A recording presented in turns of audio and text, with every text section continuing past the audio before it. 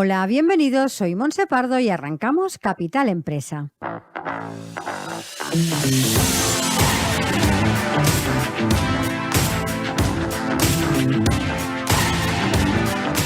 Cada día de lunes a viernes os estaremos acompañando de 12 a 1 del mediodía para hablar como siempre de empresas, de emprendedores y de comercio.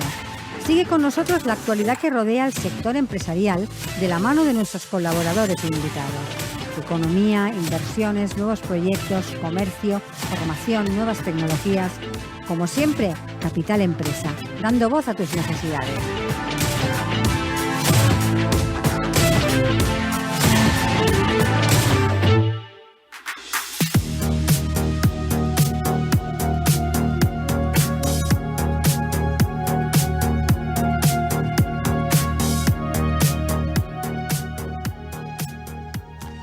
Hola, muy buenos días y bienvenidos a Capital Empresa. Como ya es habitual, iniciamos el programa de hoy dispuestos a aportarles la mejor información en relación a las pymes, el comercio, la tecnología, la innovación.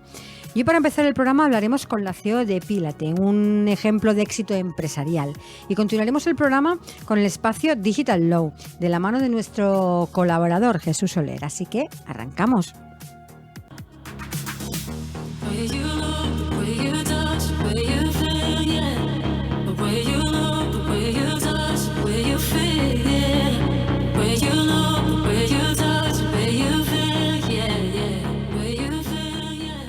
Estás escuchando Capital Empresa.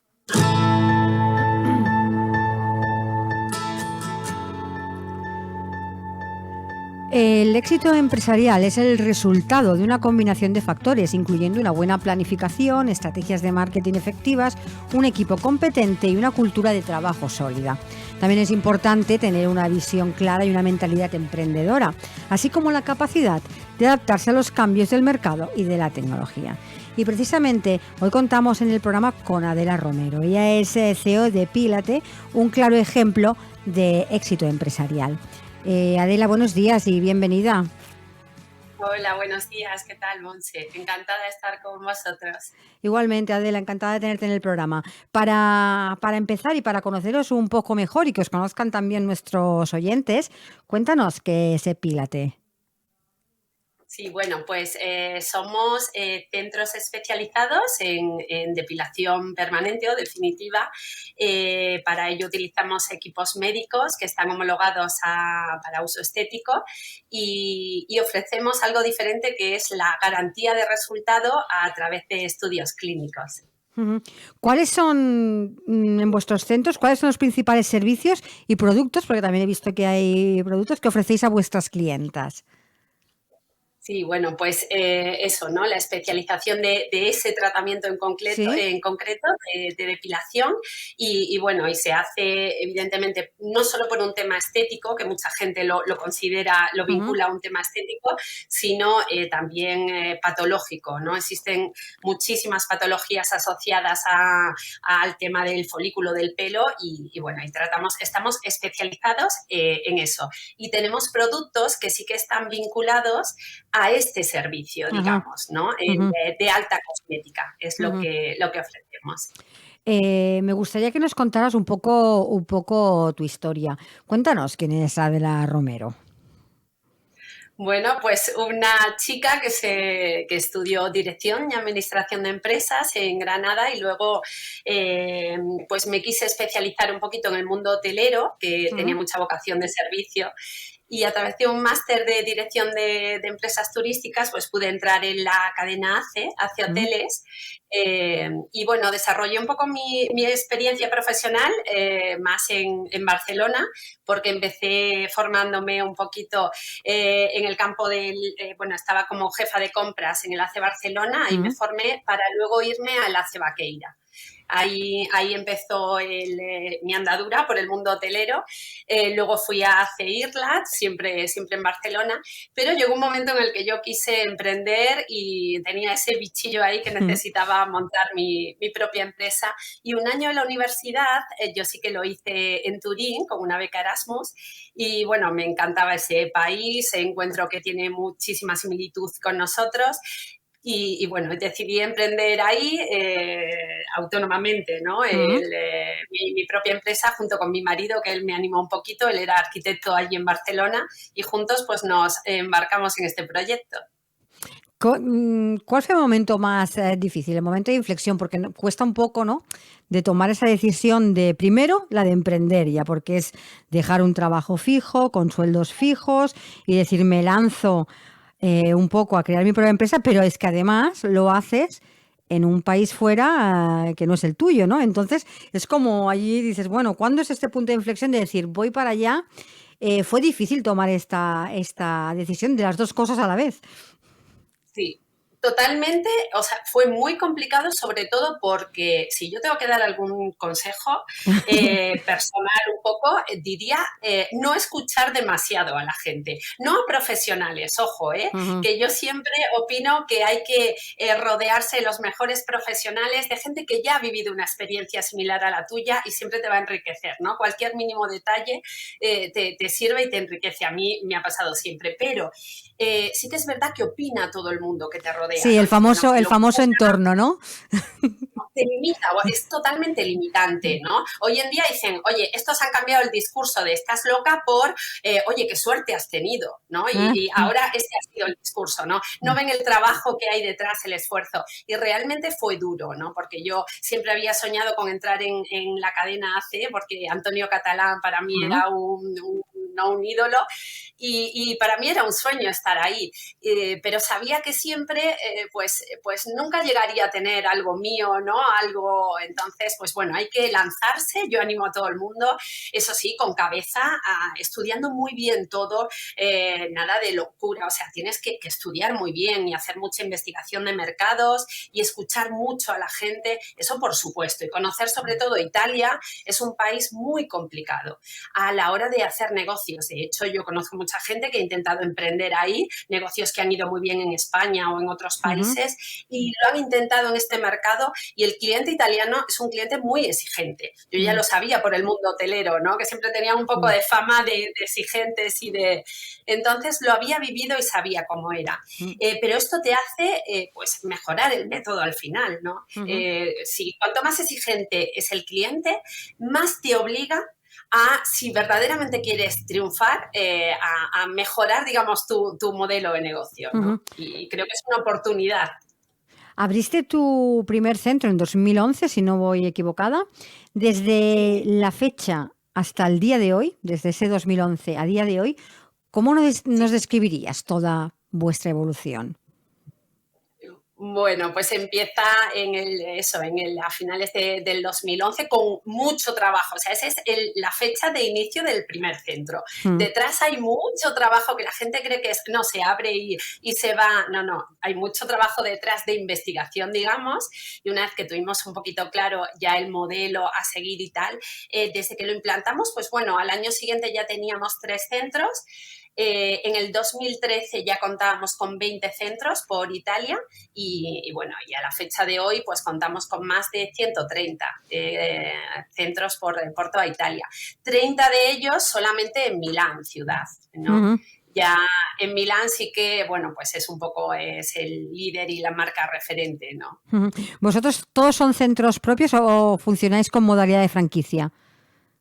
Pues mira, empezamos inicialmente con franquicia. Ujú, Bueno, los primeros 3 fueron propios, pero luego sí que pues valoramos esa posibilidad.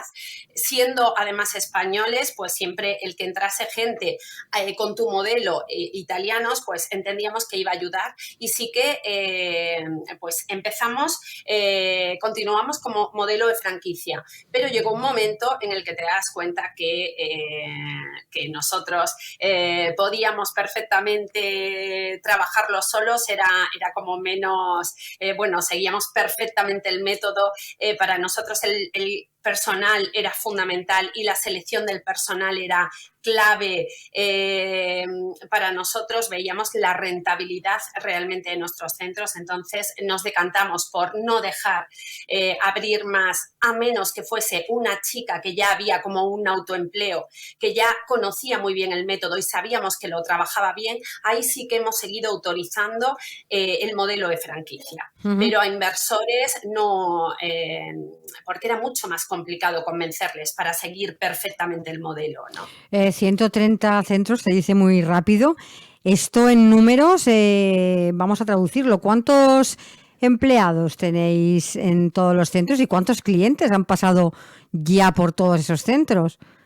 Bueno, pues ya serán más de 200 empleados y sí que son más de 150.000 clientes mínimo, ¿no? Y lo importante ya no es el número de clientes, sino la satisfacción de esos clientes, ¿no? El número de clientes que tenemos satisfechos es muy alto y creo que eso es lo que nos un poco reafirma y nos da un poco de autoridad en el mercado, ¿no? Que al final es lo más importante.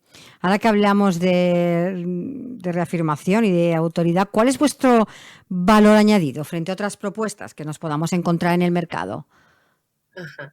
Pues mira, en ese momento, cuando nosotros descubrimos que estaba este nicho de mercado en Italia, cuando el auge de la depilación en España, bueno, era un boom, ¿no? En ese momento. Ahora ya más todavía, pero en ese momento ya era un fenómeno a estudiar. Y nos resulta bastante curioso que allí no había nada del mundo del campo de la depilación. Lo primero fue legalmente ver si había algún motivo legal por el que no se había podido expandir este servicio. Nos dimos cuenta que era más un tema de cultura que otra cosa. O sea, era más un tema no relacionado con eso. Entonces, era simplemente encontrar el modelo adecuado. Estudiamos mucho qué era lo que estaba fallando en España. Por lo tanto, buscamos mejorar los errores, digamos, que se estaban dando en España, ¿no? Entonces, y mejorar, digamos, la fórmula, ¿no? Entonces, para ello, bueno, pues conseguimos dar con los equipos con los que trabajamos ahora, que son la multinacional Candela Medical, en ese momento era Elipse, que luego ha sido, la han comprado, ¿no? Candela. Y bueno, y en ese momento vimos que eran los que mayor garantía de resultado daban a través de estudios clínicos y conseguimos para ello una negociación muy potente que presentándoles nuestro proyecto de futuro, donde conseguimos la exclusividad de estos equipos. Esa fue la clave. Sinceramente fue que conseguimos la exclusividad, ellos creyeron y apostaron por nosotros y nuestros equipos solamente se pueden encontrar o en centros o en nuestros centros o en centro médico, donde evidentemente los precios son mucho más elevados, ¿no? Entonces ofrecemos la misma garantía de resultado que un centro médico, con la misma asistencia médica y todo esto, pero no siendo un centro médico a un precio mucho más competitivo. Adela, recientemente Pilate ha sido adquirida por VertiQ, VertiQ Capital. ¿Qué objetivo se persigue con esta adquisición? Bueno, pues porque realmente nosotros, mi marido es español, él es del norte, yo soy del sur, y ya tenemos familia, tenemos dos niños y decidimos hace unos años venir a España a vivir, o sea, fijar nuestra residencia. Hemos estado todo el tiempo viajando, evidentemente, continuamente. El aeropuerto es en parte de nuestra casa, pero ha llegado un momento donde se hace más complicado, sobre todo para mí. Y entendemos que es una pena porque la proyección de crecimiento de la empresa es muy alta y ha llegado un punto de inflexión donde teníamos que profesionalizar la empresa, ¿no? Entonces, bueno, pues decidimos que entrase este fondo para seguir adelante con el proyecto que teníamos. Hay que ser también un poco generoso en ese sentido también por quien ha apostado por nosotros a nivel de franquicia, que tiene que continuar creciendo, se tiene que continuar consolidando la marca y por eso se ha tomado la decisión, ¿no? Para nosotros poder permitirnos seguir viviendo en España. ¿Cuál será tu función a partir de ahora? Bueno, pues ellos han entrado con una gran Ajá. participación, pero sí que conservamos, tanto mi marido como yo conservamos la posición de consejero Ujú. delegado, ¿no? Seguimos en el consejo y nos hemos comprometido por contrato a garantizar, digamos, el modelo de negocio, a colaborar en todo y en ayudar para llevar a cabo este proyecto de expansión que tienen, ¿no? Entonces, eso es a corto plazo. Evidentemente, mi marido es arquitecto y él quiere retomar un poco más su Ujú, su función de actividad. Mm. arquitecto, su actividad, y yo pues también tengo ya pues eso, ¿no? Siempre los que tenemos este gusanillo empresarial, pues al final Sí. siempre, claro, Mm. los niños crecen y tú quieres seguir activa y quieres seguir, ¿no? Mm. Dando un servicio, aportando algo a la sociedad, en lo Sí. que igual pueda ser un poquito bueno, ¿no? Ujú. Dentro de esta ampliación o esta expansión, ¿no?, que se quiere hacer con los centros, entra la expansión internacional. Es decir, se está pensando a lo mejor abrir centros fuera de Italia. Sí, siempre, bueno, de hecho ya tenemos un centro en Suiza Ajá. y bueno, y tuvimos que abrir porque era tal la demanda. Nosotros teníamos centros en el lago de Como Así y en toda tocándose. Sí.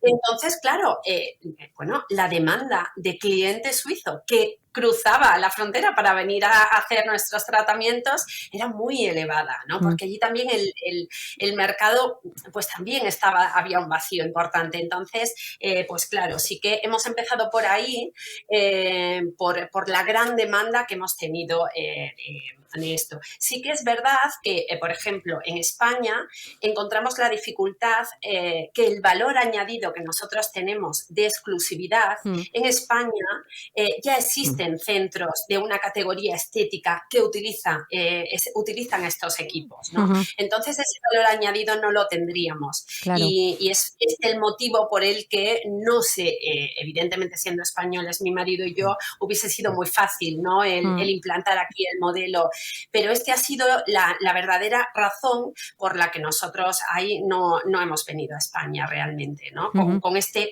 formato de exclusividad de depilación. Ujú.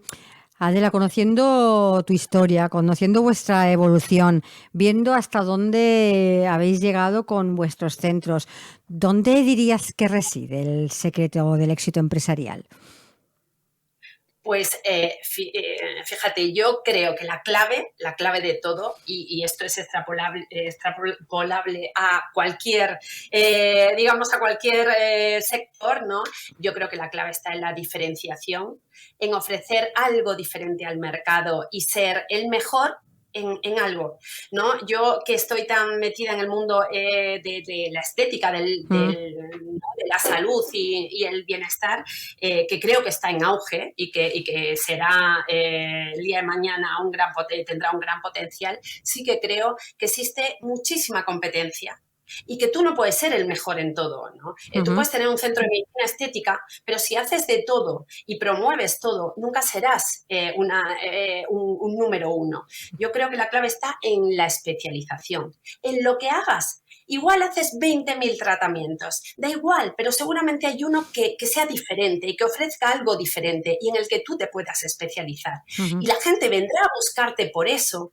Cuando piense en tu marca, lo relacionará con ese servicio y luego tú ya le harás venta cruzada y Mm. tendrás. Pero la clave es la especialización. Evidentemente también la formación del personal para mí es clave, el apostar por la formación del personal y sobre todo también una tercera cosa, el involucrar al personal, el hacerlo partícipe de la empresa. Yo creo que parte de mi secreto personal ha estado la empatía que he tenido con todo el equipo, que esto lo aprendí en los hoteles, ¿no? Ujú. El trabajar con un equipo y el hacerles sentir, formar parte de la empresa, es que te van a trabajar con muchísimo más cariño, es que la van a sentir como suya y les vas a pedir un favor y te lo van a hacer sin ningún tipo de problema. Ujú. Y creo que eso hoy en día falta mucho, ¿no? empatizar un poquito más con los empleados.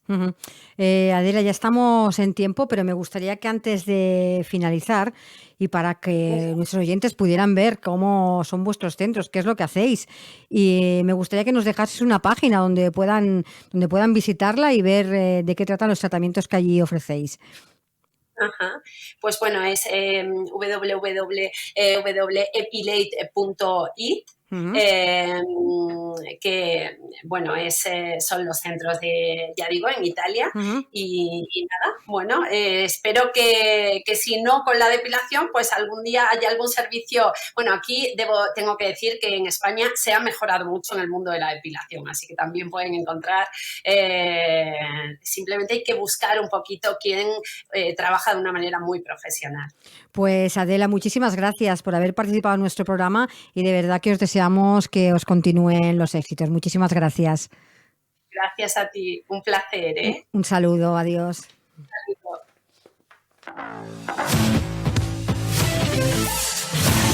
Estás escuchando Capital Empresa, un programa dirigido al comercio, la pequeña y mediana empresa y a los emprendedores.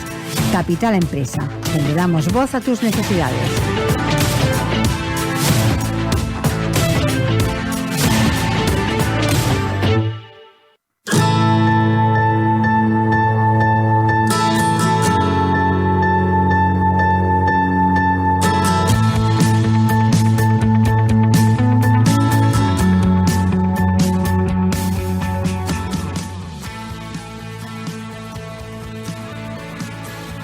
Y continuamos el programa y lo hacemos con nuestro colaborador Jesús Soler, abogado experto en tecnología en el espacio Digital Law. Jesús, buenos días y bienvenido. Buenos días, ¿cómo estamos? Bien, ¿y tú? Frío.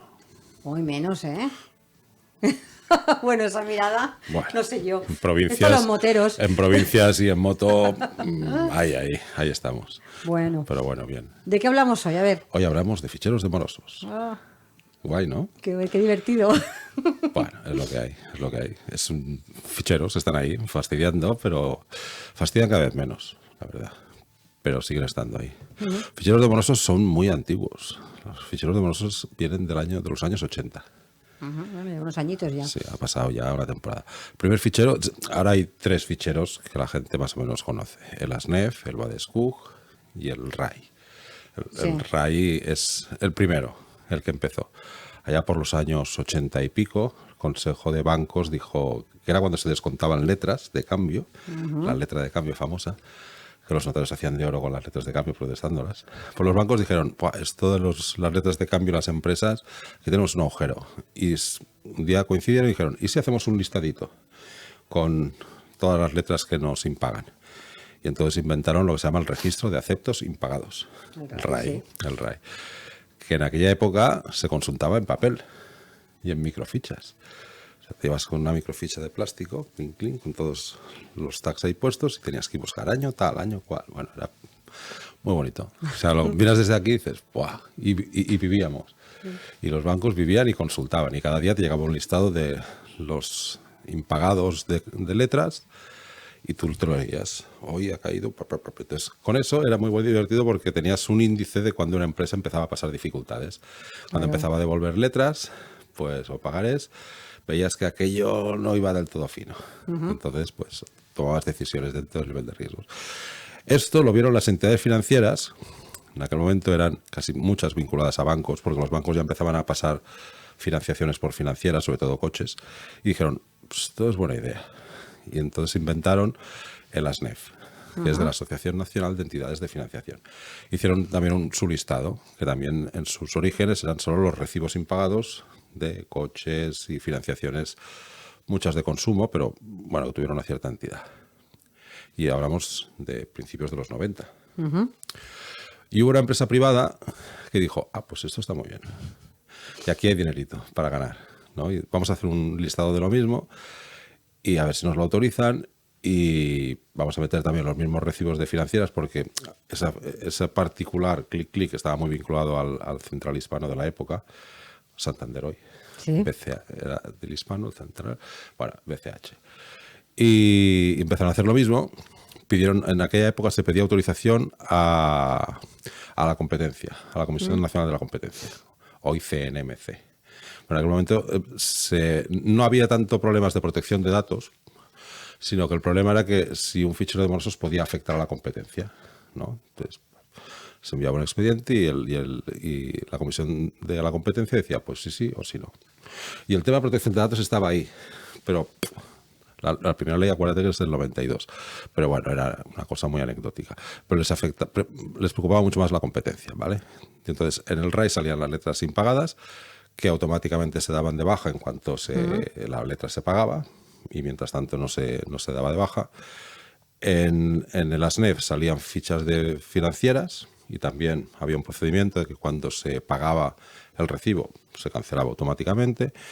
Y este Badescu, que al final lo compró una empresa inglesa que se llama Experian, muy potente. Además, se les ocurrió que el tema de la telefonía ya empezaba a tener... Y entonces empezaron a meter recibos de telefonía. Vale.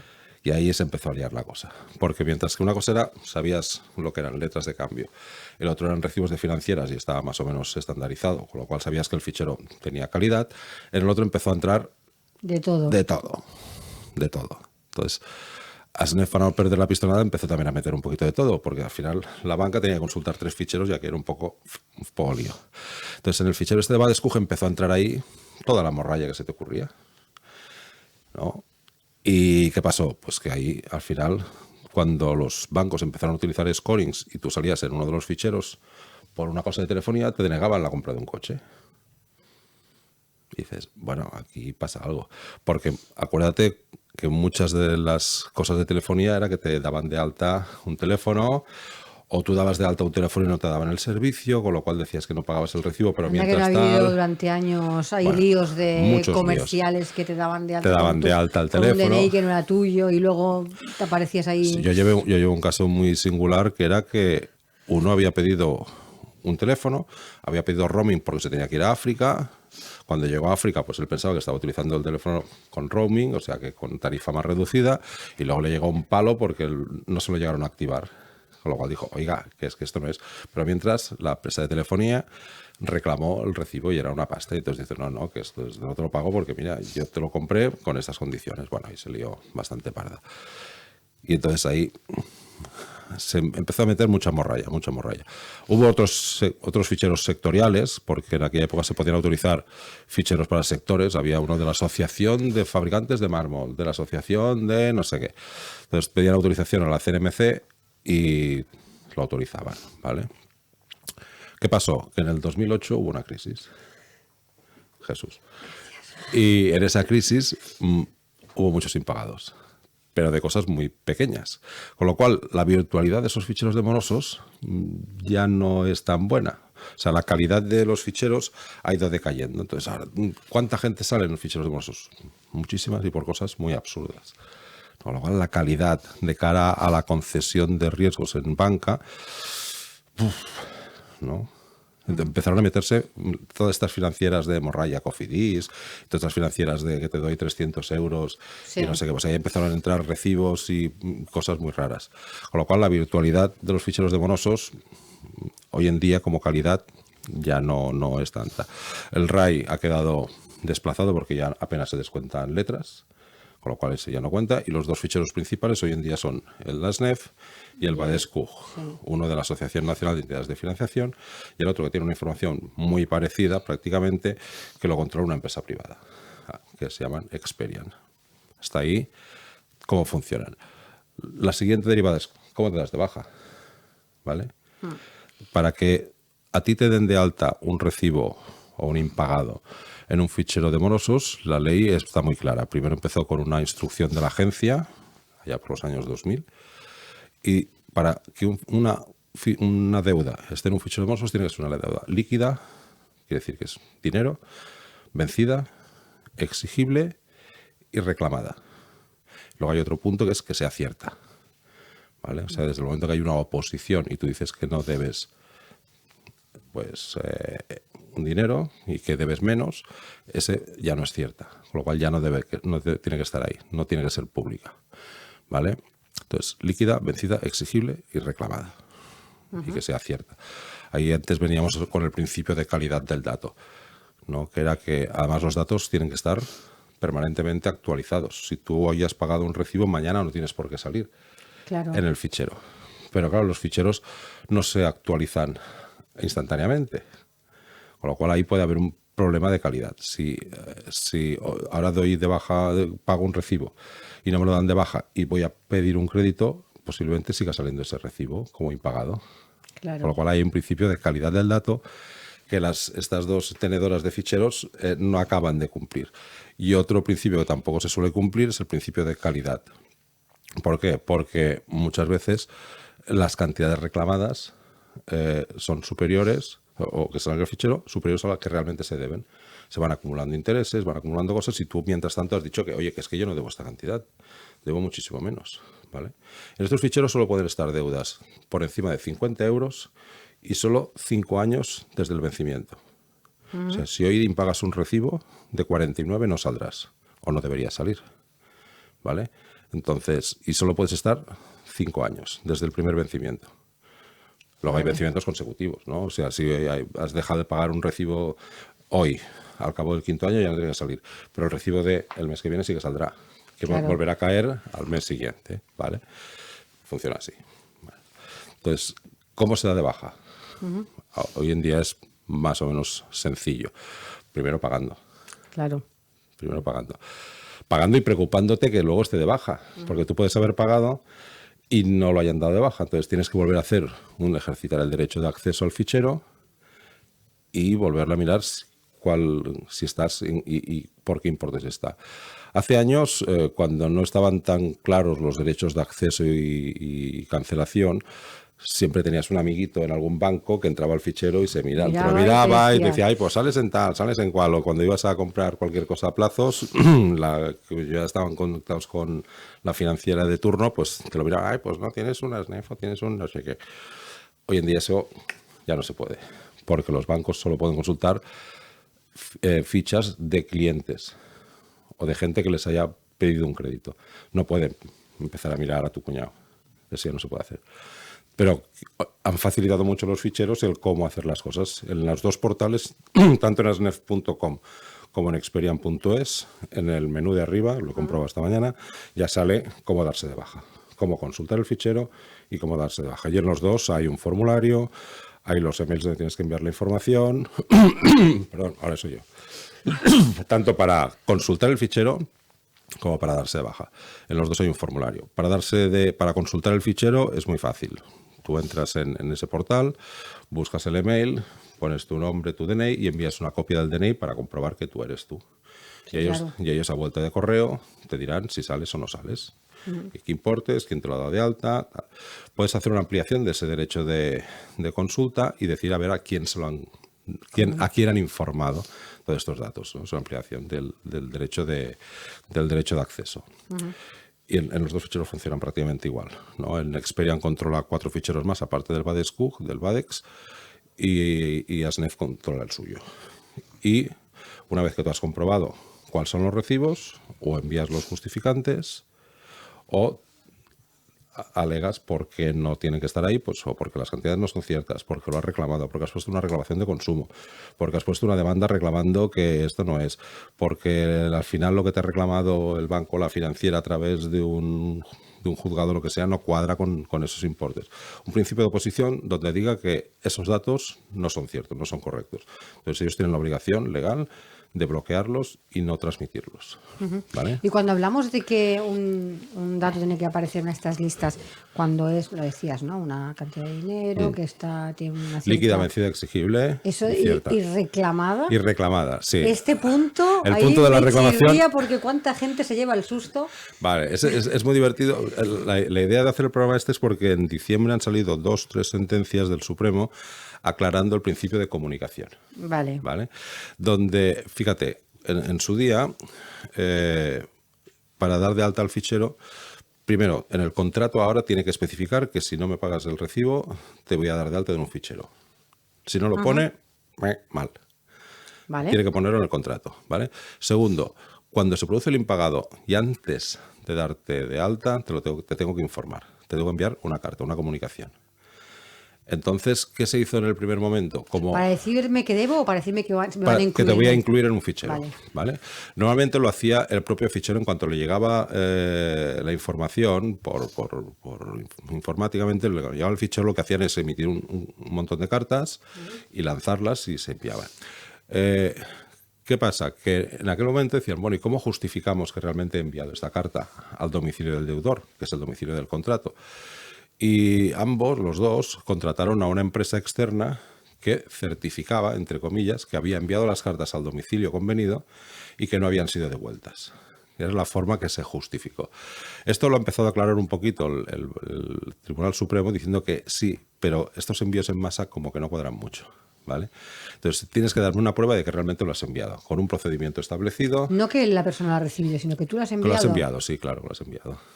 Vale. Y tú lo envías al domicilio que sale en el contrato, no tienes que enviarlo al domicilio del DNI, o que sea, al que el cliente te ha dado en su contrato, ahí le tienes que comunicar que le vas a dar de alta en un fichero.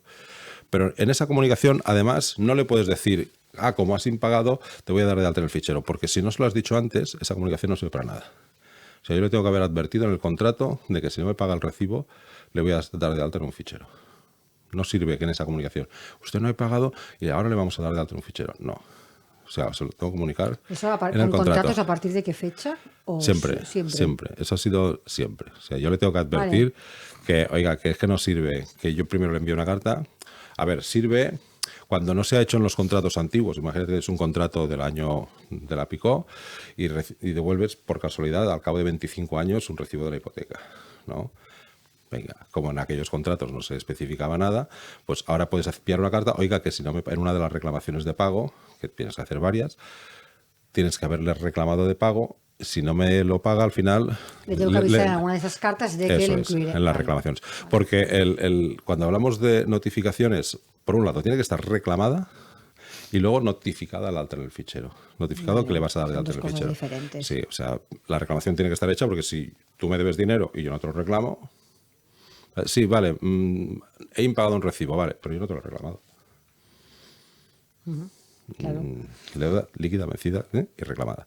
Y luego la notificación. Pues si no te la has reclamado previamente, ahí sí que el tribunal no dice nada de que los sistemas de reclamación tienen que ser fehacientes, tienen que ser notariales o tienen que ser tal, sino que tienen que ser reclamaciones normales y corrientes, lo que se hace por el sistema. Incluso yo he de decir que las reclamaciones por email son válidas. Si yo tengo dentro de la forma de comunicarme con el deudor está el email, pues el email porque queda registro y además puedo controlar que si se ha recibido, se ha leído, etc. No me sirve una reclamación de WhatsApp ni de SMS. Y telefónica tampoco, entiendo. Telefónica sí tienes prueba. Vale, si tienes la Si llamada grabada. si tengo la grabación, sí. Vale. Pero, por ejemplo, tendrías un problema de prueba. Luego, yendo al juzgado a decir si lo has reclamado o si yo pongo un principio de reclamación de protección de datos por la vía civil y tú no consigues probarme de que yo ya te he hecho una reclamación y te he informado telefónicamente porque no tienes la grabación, pierdes. Claro. Con lo cual, déjalo por escrito. O sea, la grabación está muy bien, está muy bonito. Pero si el cliente, dentro de sus sistemas de defensa, está en decir que la deuda no es correcta, voy a consumo diciendo que lo que me has vendido no estaba bien y por eso te lo he devuelto. No es que yo no te quiera pagar, es que lo que me has dado es una porquería y no te lo voy a pagar. O la cantidad es inexacta, o ellos han incumplido. Dentro de esa serie de reclamaciones o del juzgado, tiene que estar justamente eso, la posibilidad de que, oye, esto no es cierto y ahora si quieres probar lo contrario, tienes que aportarlo. Aportar una grabación, sí se puede hacer, pero de cara a las empresas es un poco liante, ¿no? Vale. Y a partir de ahí, la reclamación. Se han dado reclamaciones importantes de gente que le han dado de alta en el fichero sin tener que estar de alta o sin cumplir ninguno de esos requisitos. Y ahí puede haber una responsabilidad por daños muy, muy, muy importante. Por eso hay que ser muy cuidadoso cuando des de alta algo en el fichero y cómo montar los protocolos. Tú imagínate un supuesto de daños. Fácil. Contrato el famoso teléfono. ¿Sí? Que no lo llego a dar de alta porque tú me has ofrecido un roaming que no funciona cuando yo le he abierto en donde sea, en Gabón.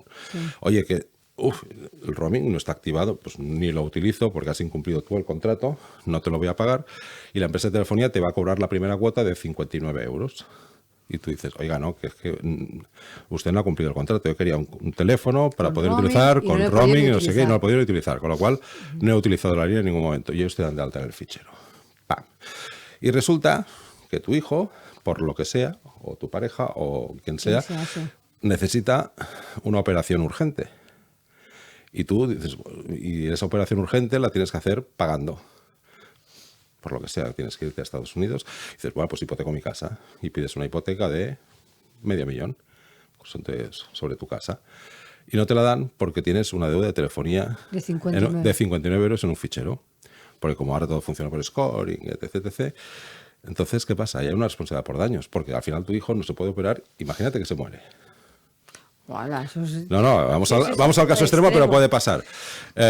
¿Tú podrías iniciar una reclamación A contra el fichero y B contra la empresa de telefonía? Sí, por daños.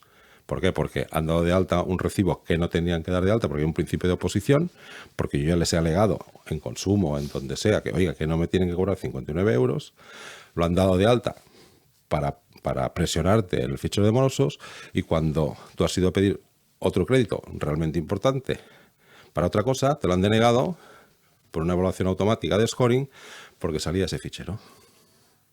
Entonces, Claro. ¿es responsable por daños la empresa de telefonía? Sí. Sí. ¿Puede ser de un importe de lo que te dé la gana? Bestial. Sí. Con lo cual, hay que ser cuidadosos. No he visto casos tan extremos como este, pero es un caso de laboratorio que puede pasar. He visto otros casos, el típico que ha ido a pedir luego una póliza para su negocio, su empresa después no ha podido mantenerse por lo que sea, y antes había tenido un alta en un fichero por otras cosas que no tendrían que estar ahí. La empresa al final tuvo que presentar concurso y pidieron responsabilidad por daños y ganaron. No fue unos daños tan exorbitados, pero sí, realmente, claro. Y los tiempos que marcabas tú, esos 5 años, etcétera. Si una deuda, por ejemplo, yo dejo de pagar un crédito y durante 5 o 6 años nadie me reclama, Sí. después me pueden incluir en un fichero. No, desde el vencimiento del recibo. O sea, si la deuda vencía hoy te tengo que dar de alta. Hoy, mañana pasado, en cuanto se actualice el fichero. Pero desde la fecha de vencimiento son 5 años. O sea, no sirve que te lo reclame de aquí a 5 años. Digo, ostras, ¿te acuerdas aquel recibo del año 18? 2018, estamos en 23. 2018, de enero del 2018. Sí, a ver si me lo pagas. Porque si no te lo daré de alta en el fichero, no puedes. Porque un recibo vencido el 2 de enero del 2018, el 2 de enero del 2023 ya no tiene que estar. Vale. Aunque te lo reclame hoy. Oye, la deuda sigue estando. La deuda está, La pero deuda no... sigue estando. Pero las formas de reclamación son diferentes porque ya no tendría vía ejecutiva. No porque tendría que aparecer en ningún fichero. Pero no seguir puede reclamando porque la deuda está, pero no aparece la en un deuda fichero está de porque es posible que la deuda, no sé, claro, si ha perdido fuerza ejecutiva para pedir un ejecutivo, si tiene que ser un declarativo, pero realmente no pueden dar de alta en el fichero porque ha pasado 5 años desde el primer momento, desde el vencimiento de aquel recibo. Posiblemente si hay un recibo de mayo, sí que te lo pueden dar de alta porque todavía mayo del 2023 no ha llegado. Entonces, Vale. pero solo tendrías que estar 3 meses. Automáticamente, del vencimiento de aquel recibo, el propio fichero ya lo da de baja. Lo depura, hace un sistema de depuración. Porque claro, es un sistema de corresponsabilidad. Entonces, ¿tú contra quién reclamas? Contra quien te da de alta y contra el fichero. ¿No? Sí. En 2 vías. Pues, ¿el culpable quién es? El que te ha dado de alta. Pero también el fichero, en cuanto tú le haces ese derecho de acceso, ¡pum!, y le haces una justificación de por qué no debes ese recibo o por qué te has opuesto a ese recibo, porque los importes no cuadran, automáticamente tienen que bloquearlo. Pueden seguir manteniéndolo en el fichero, pero con un principio de bloqueo, o sea que no es público. Porque si mañana la sentencia dice sí, realmente lo debes, entonces el banco comunica la sentencia de que realmente lo debes o la resolución de consumo y vuelves a estar de alta. Claro. Por un principio de calidad del dato.